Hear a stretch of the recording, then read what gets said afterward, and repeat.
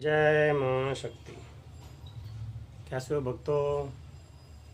माता से यही हम चाहते हैं कि माता सब पे कृपा बनाए रखे, सबके कार्य बनते रहे, ये माता से विनती करते हैं। आज बात करेंगे हम कि बहुत से भक्तों के, कई लोगों के फ़ोन आते हैं कि गुरु जी हमारा कोई काम नहीं चल रहा, पैसे की बहुत दिक्कत हो रही है हमारे को। कई कहते हैं जी बीमारी है, बीमारी नहीं उतर रही। कोई कहते हैं कि जी हम गुरु जी साधना कर रहे हैं, उसमें कुछ सफलता नहीं मिल रही, निराश हो रखे हैं, बहुत ज़्यादा निराश हो रखे हैं। और फिर वो निराश होके जो जैसा रास्ता बताता है उस रास्ते पे जाते हैं जैसा कोई कार्य करता बताता है वैसा कार्य करते हैं लोग, लेकिन कई बार उसके बाद भी उसको उन कार्यों में कोई सफलता नहीं मिलती, हानि होती है। तो कौन कौन से कारण हैं जो कि आपके पास धन नहीं आता आपके पास, या आपकी कोई सिद्धि नहीं मिलती आपको, या आपका कोई कार्य नहीं बनता? इसके बहुत से कारण हैं। नंबर एक कारण तो होता है कि कई लोग तंत्र मंत्र के क्षेत्र में हैं, कोई किताब पढ़ ली, उससे कोई मंत्र साधना शुरू कर दी, क्योंकि मंत्र साधना के लिए आपको जो है पूर्व जन्मों का ही होता है जो कि आप मंत्र क्षेत्र में उतरते हैं। तो किताब से जानकारी ले ली, या फिर किसी के पास चले गए, गुरुजी बना लिया किसी को। अब जिसको गुरु बनाया उसको खुद को भी जानकारी नहीं है, बन जाते हैं गुरु जी, हाँ जी हम गुरु हैं, हम आपको सही जानकारी देंगे, अब तू ऐसा कर ले, अब तू ऐसा कर ले, अब तू ऐसा कर ले। तो वो जो साधनाएं करते हैं उन साधनाओं का ही कई बार जो है नेगेटिव असर होता है, जिसके कारण जो है उसके कार्य नहीं बन पाते।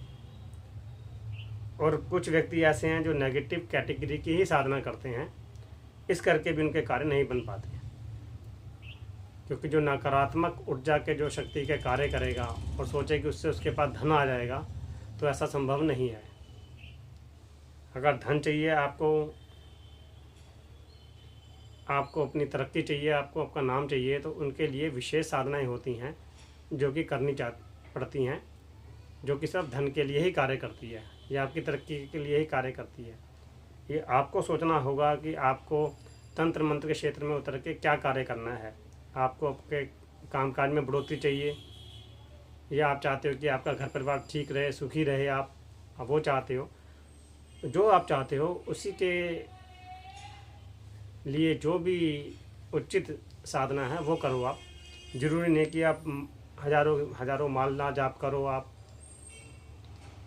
या आपको किसी ने कह दे जी आप ये कर दो या वो कर दो, ऐसा नहीं है। बहुत से कार्य ऐसे हैं जो कि आप घर पे रह के भी छोटे छोटे कार्य करते हैं, तो आपको हर कार्य में सफलता मिलती है, आपको धन दाने की बढ़ोतरी मिलती है। लेकिन मेन बात होती है कि जानकारी की। कोई जानकारी आपको दे क्या रहा है,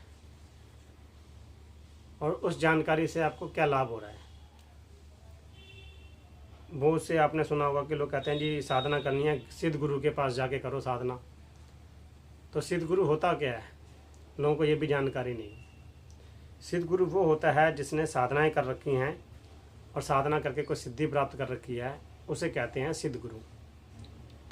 अब दूसरी बात होती है कि आपको कैसे पता चलेगा कि ये सिद्ध गुरु है या इसने कोई सिद्धि कर रखी है, क्योंकि कोई भी गुरु होगा कभी भी नहीं बताएगा आपको कि उसने कौन कौन सी सिद्धि कर रखी है।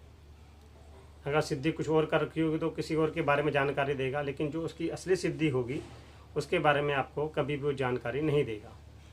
क्योंकि ये सिद्धियों के नियम होते हैं कि अपने जो भी साधना की है, जो आपने सिद्धि करी है, उसके बारे में आप किसी को जानकारी नहीं देंगे, उनको गुप्त रखना होता है। तो हम जल्दी जल्दी बोल रहे हैं, थोड़ा समझने की कोशिश करना। हमारी कुछ लैंग्वेज या हमारी बात ही कुछ ऐसी है जो कि हम थोड़ा तेज बोलते हैं। तो बता रहे थे हम आपको कि कैसे पहचान होगी कि ये व्यक्ति सिद्ध है।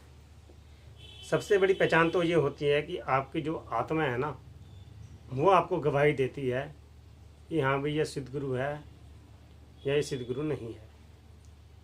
आप उसके पास मिलोगे, आपके मन को सुकून मिलेगा, आपको आराम मिलेगा, आपका मन गुरु के पास बार बार जाने को करेगा, उनसे बात करने का मन करेगा। तो आप समझ जाइए कि जो ये गुरु है इनको सिद्धि प्राप्त है।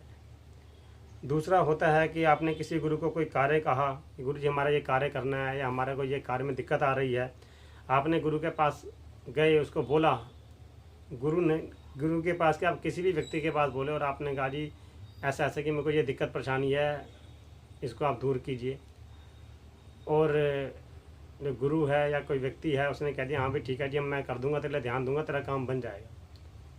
सिर्फ उसके कहने मात्र से अगर आपके कार्य बन जाएं या जिसके पास जाने से आपके कार्य बन जाएं, तो आपको समझ जाना चाहिए कि इस व्यक्ति के अंदर कोई सिद्धि है या इस व्यक्ति के अंदर कोई शक्ति है।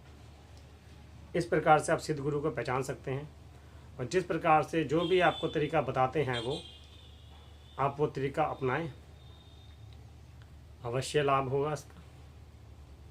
बहुत से लोग हैं जो कि गुरु की सेवा करते हैं, बहुत से गुरु होते हैं जो पैसा नहीं मांगते आपसे कि हमको नहीं चाहिए, और बहुत से होते हैं पैसा मांगते हैं, यहाँ जी 2 पैसा।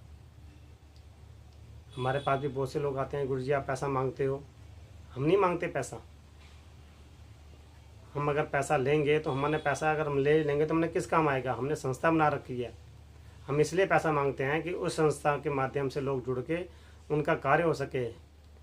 कोई हमारी संस्था से जुड़ेगा, उसमें आएगा तो 4 लोगों का भला करेगा, उस पैसे से वो पैसा किसी और के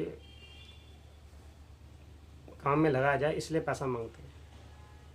वरना हम बताएं हमारे को कोई ऐसा हमारा कोई नहीं है कि हम धनी कमाने के लिए बैठ रखे हैं। हमारा मकसद जो ये है कि हमारे माध्यम से लोगों को अच्छी जानकारी मिले और सही जानकारी मिले। धन जरूर लेते हैं, लेकिन वो धन लेते हैं हम आप ही लोगों की भलाई के अंदर। कई लोग होते हैं जो कि साधना के लिए पैसा खर्च कर सकते हैं, और कुछ हो सकते हैं जो कि साधना तो करना चाहते हैं लेकिन धन नहीं खर्च कर सकते। हम उनके भी कार्य करते हैं, उनको भी सिखाते हैं, ऐसा नहीं है, लेकिन हम भावना देखते हैं कि किसकी भावना कैसी है, कि वो दिल से सीखना चाहता है या सिर्फ मन गढ़ंत बातें करता है, कि वो बड़ी बड़ी कामनाएं हैं उसके मन में कि मैं सीख जाऊंगा तो मैं ऐसा कर दूंगा, मैं सीख जाऊंगा तो मैं वैसा कर दूंगा। बहुत सी भावनाएं होती हैं लोगों के दिल में, लेकिन जब वो सीख जाता है ना, उसके बाद सीखने के बाद अपने आप उसका मन बदल जाता है। क्योंकि जब शक्ति आती है तो शक्ति जो है अपने आप ही आदमी का मन बदल देती है। खैर इतनी लंबी बात करने का कोई है नहीं बात। हम आपको यही कहना चाहेंगे कि यदि आपको कोई भी जानकारी चाहिए तो आप हमसे ले सकते हैं, जितना हो सकेगा हम आपका सहयोग करेंगे। जय माँ शक्ति।